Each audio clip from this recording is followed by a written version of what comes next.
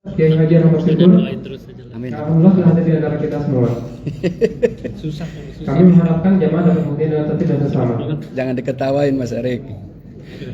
Imam sholat tarawih akan dipimpin oleh Ustaz Hendra. Aduh, malu.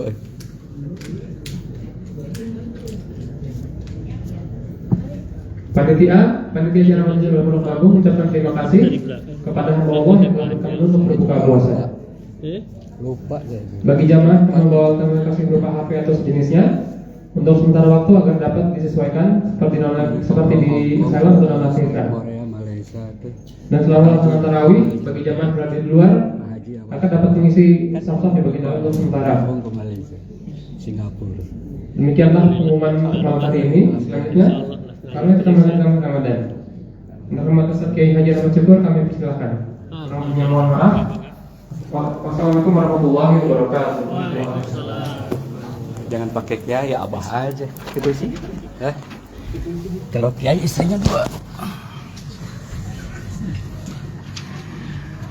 Assalamualaikum warahmatullahi wabarakatuh. Alhamdulillah, amma ba'du. Pertama, mohon maaf sebesar-besarnya kepada Ketua Yayasan Panitia Ramadan, Bapak Ibu Jamaah, Imam kita yang luar biasa, bahwa di tanggal sebelumnya saya nggak hadir. Kalau saya berdalil yang jelas saya salah gitu aja. Minta maaf ya. Walaupun ada kekeliruan Selasa malam atau Rabu malam sih awalnya. Yang kedua, karena kesalahan itu kemarin saya kirim korma 10 kilo untuk Al-Huda ya, yang menerima Ustadz kami. Tadinya mau ngasih Tunisia tapi habis, jadi Hudri Mas Erik ya. Dan ini adalah kumpulan dari alumni Haji Umroh yang dulu di Al-Huda. Kita ajak sudah 3 tahun ini setiap Ramadan bagi-bagi kurma di 25 titik Jabodetabek, mulai dari Karawaci, Pamulang, Ciputat, Bogor, Bandung, Jakarta, Subang, Tasik, Garut jelas ya tempat saya. Alhamdulillah, termasuk Baksos juga. Dan awal Ramadan tahun ini saya banyak di Garut karena sudah punya tempat pondok kecil-kecilan, 40 santri, 18 anak yatim. Itu sudah binaan dan gratis semuanya. Awal Ramadan di sana, pertengahan Ramadan di sana juga. Besok malam juga mau balik lagi ke Garut. Insya Allah ke Jakarta lagi 5 Syawal untuk persiapan haji tahun ini. Tahadus binikmatillah udah Bahtiar WA, jangan sampai nggak datang Ustaz. Siap, ini bajunya saya pakai ya. Jadi sebelum berangkat umroh beliau ngasih, pokoknya banyak banget, termasuk baju. Ustaz Rizky aja nggak dikasih, cuma saya doang. Oh sama, dikasih juga? Oh berarti salah pilih. Saya agak grogi kalau ceramah, tetapi ngobrol aja.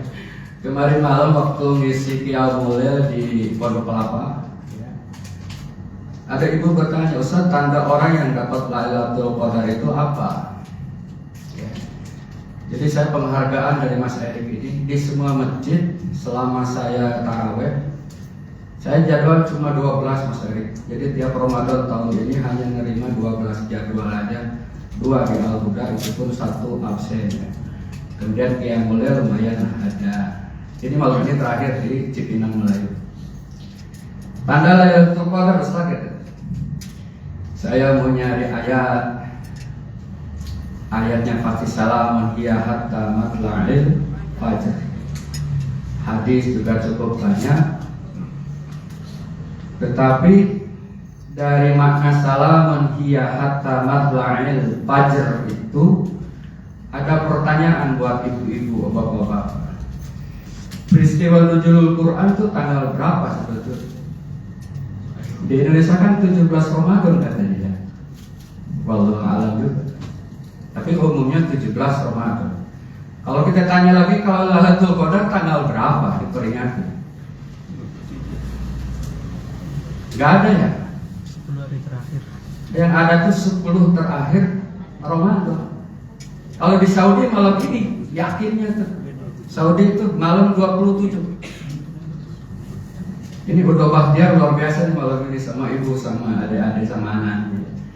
Di Saudi diyakini 27 Ramadan. Malam ini Pak, yakin Saudi itu. Di Mesir lain lagi. Di Palestina saya pernah Ramadan di sana, lain lagi. Di Indonesia 10 terakhir Ramadan, itu pun tidak baku.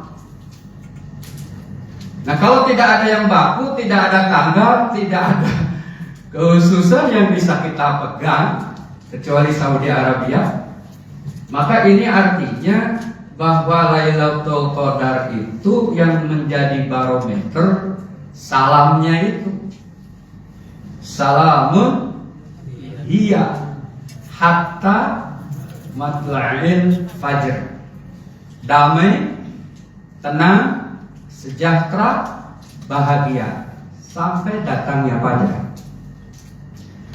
Apa betul-betul sampai fajar? Tidak maknanya. Kemudian saya dengar dari guru-guru, termasuk dari Adi Hidayat, dari Gus Baha, kemudian dari bukunya Profesor Dr. Buya Hamka yang saya baca. Saya kebetulan banyak sekali punya buku Buya Hamka, termasuk Dr. Idam Khalid, CS beratnya Buya Hamka. Nah, di dalam buku-buku tersebut, orang yang mendapatkan Lailatul Qadar dipastikan dapat yang hatinya damai, yang hatinya tenang, yang hatinya sejahtera, yang hatinya bahagia. Dari keempat karakter tersebut, kata Adi Hidayat, orang mudah melakukan amal soleh. Itu aja tandanya Pak. Jadi kalau setelah Ramadan tenang, damai, sejahtera, bahagia, hampang hiping harap hirit seorang sudah melakukan kasayaan, katanya menang Lailatul Qadar. Iya, walaupun 10 terakhir Ramadan itikaf, berlalunya Ramadan gara-gara sendal ketukar, berantem, mulutnya kotor lagi, tidak damai, tidak tenang, tidak sejahtera, tidak bahagia. Temenang Lailatul Qadar macam Ustaz Rizky. Saya lihat di grup RW Mas Erik ngajak kebaikan. Saya juga alhamdulillah pernah. Karena saya juga sudah punya program sendiri, Mas Erik hapunten pisan. Itu kebaikan Pak. Untuk anak yatim di Jabotabek juga Mas Erik itu. Kemana-mana itu baksos Mas Erik. Kita keluarkan, insya Allah damai, tenang, sejahtera, bahagia. Lailatul Qadar itu. Takjil di Al-Huda, alhamdulillah setiap tahun. Kenapa? Karena ibu-ibunya Lailatul Qadar yang dulu sampai sekarang juga membekas.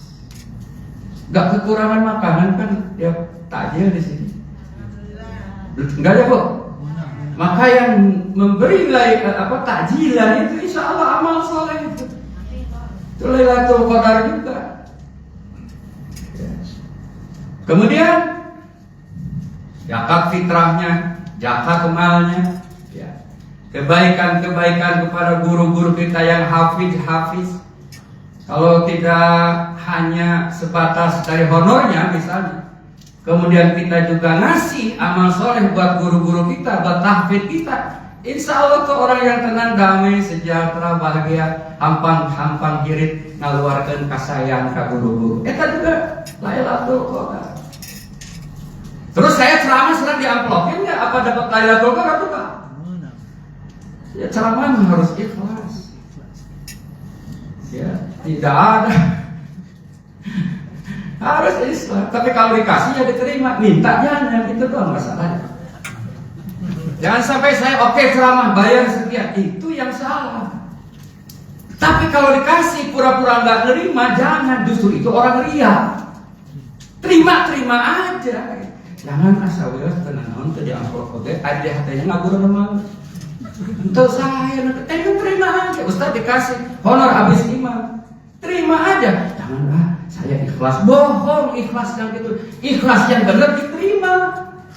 Masalah gede kecilnya itu yang harus kita terima. Itulah penceramah yang baik. Saya punya teman penceramah sudah gede-gede Pak. Gak berani saya bawa ke Al-Huda. Gak usah sebut nama Pak. Boleh Pak. Kenapa? Karena kalau nggak dibayar sekian nggak mau mereka. Padahal teman sekelas dulu di Alia. Tenar di Jawa Barat. Pesantrennya juga gede. Akhirnya nggak pernah saya mau ngundang. Kenapa? Karena harus sekian. Gak usah disebut nama. Nah, orang yang mendapatkan Lailatul Qadar bagi imamnya ikhlas, tanpa pamrih, tenang, damai, sejahtera, bahagia, mengimami di Al-Huda, ceramah di Al-Huda. Bapak Ibu sholat berjamaah, ibadah, tadarus, tarawih di Al-Huda, tenang, damai, sejahtera, bahagia, jaga mulut, jangan habis sholat ngomongin orang. Insya Allah Lailatul Qadar. Cuma kadang-kadang habis sholat nongkrong di warung, diomonginnya tetangga, itu Lailatul Qadar. Lailatul Qadar. Jadi jaga mulut juga. Alhamdulillah Mas Erik penggerak kebaikan. Saya senang. Penggerak kebaikan kita dukung. Kita punya beri, tidak ya udah dengan doa. Itu juga memberikan kebahagiaan. Kita punya harta diinfakkan, gak punya dengan lidah yang baik, dengan lisan yang baik. Itu kata Al-Quran.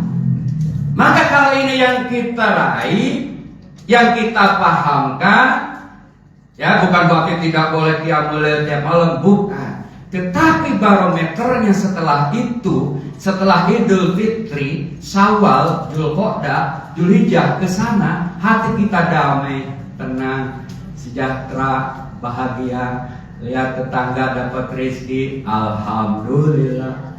Tetangga naik pangkat, alhamdulillah. Sehat dari sakit, alhamdulillah. Beli villa di puncak, alhamdulillah.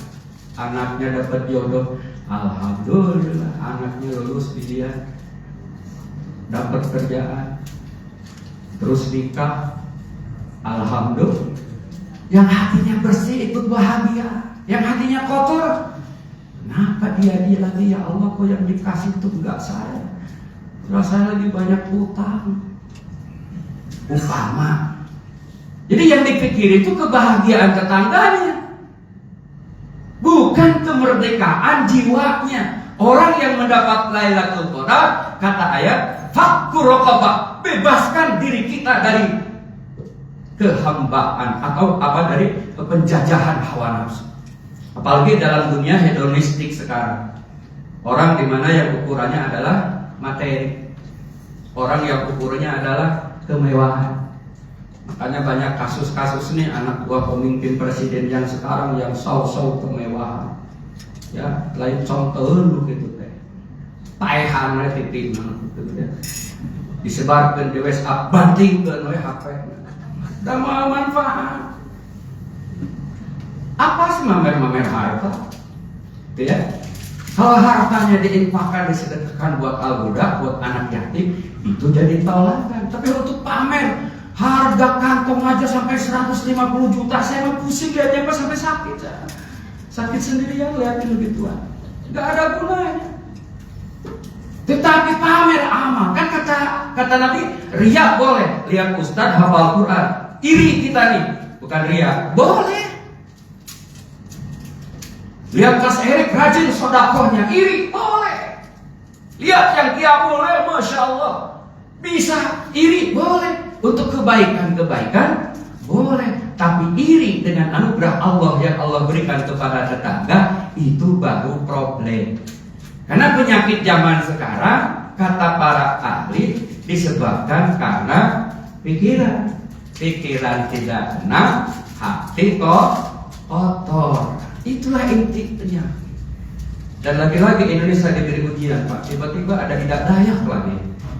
Ya, setelah anak kecil, setelah di Garut itu yang bewokan tetangga saya, orang baca Al-Quran gak bisa, kok bisa ngobatin, bingung saya. Ini ujian buat Indonesia.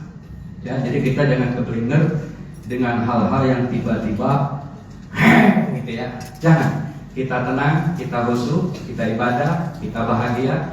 Kita bersyukur kepada Allah, insya Allah termasuk salamun hiya hatta matla'il fajr. Demikian, assalamualaikum warahmatullahi wabarakatuh. Waalaikumsalam.